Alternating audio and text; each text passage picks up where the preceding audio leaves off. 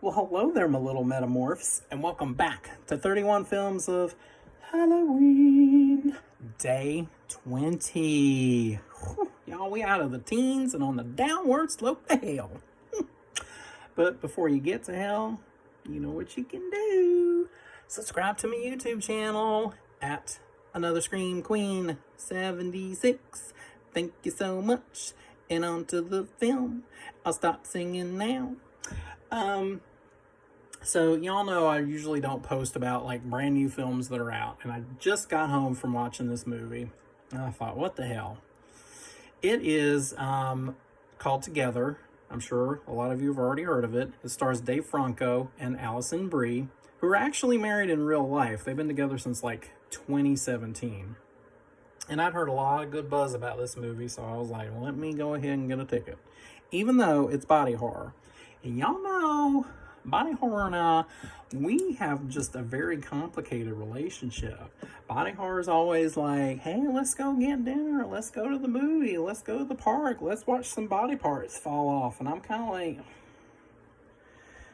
do I have to? I don't want to, but I did. And I mean, I don't regret it. It's a good movie. I highly recommend it. But it is about Dave Franco and Allison Brie's characters, Tim and Millie. And Tim and Millie are at a crossroads in their relationship. Okay, Tim and Millie should not be together at all. Let me just start off with saying that. They are not good for each other, and they've been together for quite some time now.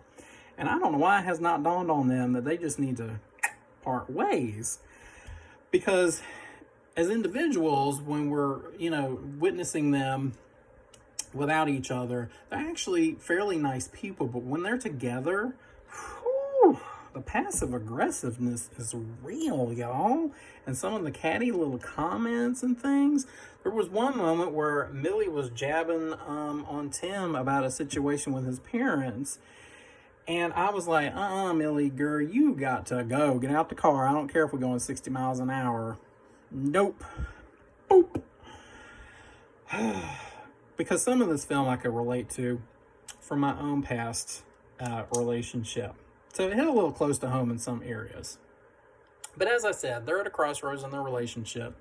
And Millie feels like, what could fix everything and really bring them back together is moving out of the hustle and bustle of New York and to a nice, secluded country home out in the woods.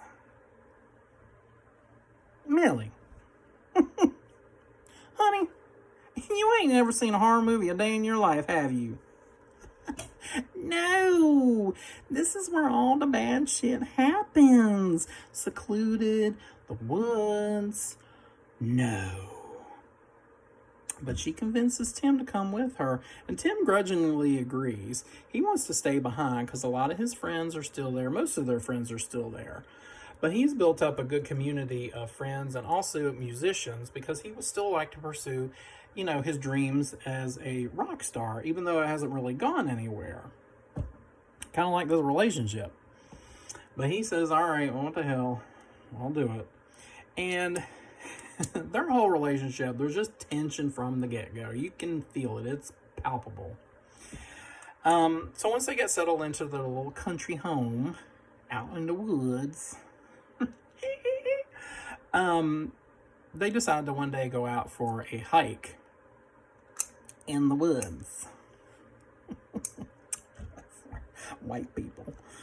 Anyway, they're out in the woods enjoying their little hike, and a storm comes along, and they get lost, of course. Damn these people. I swear to God. Anyway, they get lost. Poor Tim falls down a hole. Millie tries to save him. She falls down the hole. Splish, splash, boom, down the hole they go. And this cave or cavern or whatever it is they're in is very sketchy. Like, it looks like there's almost benches, like, adhered into the walls, and there's, like, this giant bell at the opening of this cave. And the storm is still raging. And Tim has like broken his phone. Millie's phone's all wet, doesn't work. And instead of climbing out of the hole, they decide they're going to spend the night. Tim and Millie, you get every damn thing you deserve. I swear to God, one bad decision after another. So they decide to spend the night there. Well, Millie's thirsty because they really don't have any water left, and they've been hiking for a while, apparently. Well, Tim finds some kind of, like, body of water, like this huge puddle, pond type situation. Probably some kind of unnatural spring. It ain't avian in that damn pool. And so he tests it out, says it's okay, fills the water bottle up, glug, glug, glug. Here you go, Millie, drink up, glug, glug, glug. And they decide they're going to fall asleep, spend the night in this ridiculous cave. Lord knows. I'm surprised something didn't reach out and snatch them back into the depths of darkness. Whew. Well, when they wake up the next morning, something strange happens. I'm not going to tell you what it is because it is a part of the body horror aspect of this film. And I will say that the body horror, I did not need a barf bag. Thank you, Jesus. And it is a little squirmy. Like, there's some parts where I'm like, oh my God. Ugh. But I don't feel like it went to where it could have gone.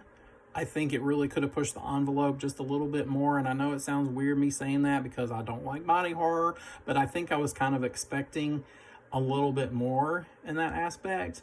And it didn't quite go where I feel like it could have gone.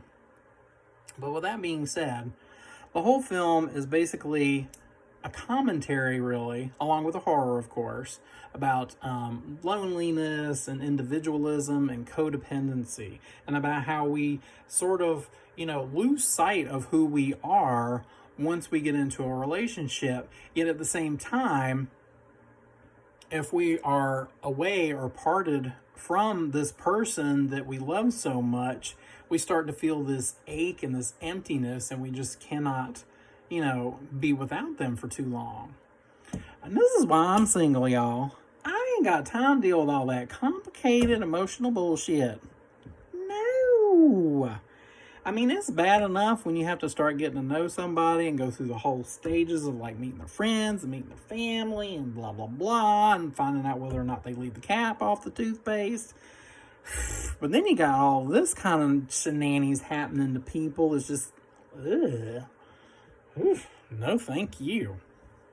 As I said, the body horror aspect doesn't push the envelope as much as I think it could have, especially at the end where there's a lot of CGI involved. There is some practical effects, but a vast majority of it, especially, like I said, the climax, is CGI.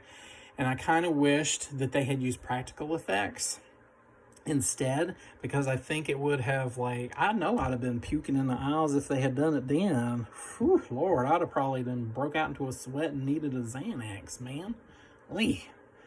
But this movie also speaks to not just relationships, but there's a commentary on, it even touches on social media a little bit. What kind of footprint do we leave behind, because we're so connected on all these social networks and people are always liking and caring and loving on things, and they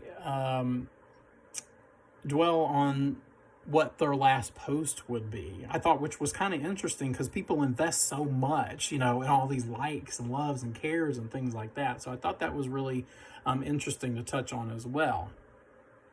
There's also another character in this film, and his name is Jamie, and he's played by Damon Harriman, and he is one of the teachers at the school where Millie teaches at when they move out into the country, and he actually plays a role in this film as well. I'm not going to tell you what, because it's going to mess things up, so just go see for yourself. Together, 4 pumpkins. And until next time, if you come across a big body of water that you don't know nothing about, don't drink it. In fact, don't go out moving into the woods. Don't be taking a hike out in a storm. Do not be white. Okay?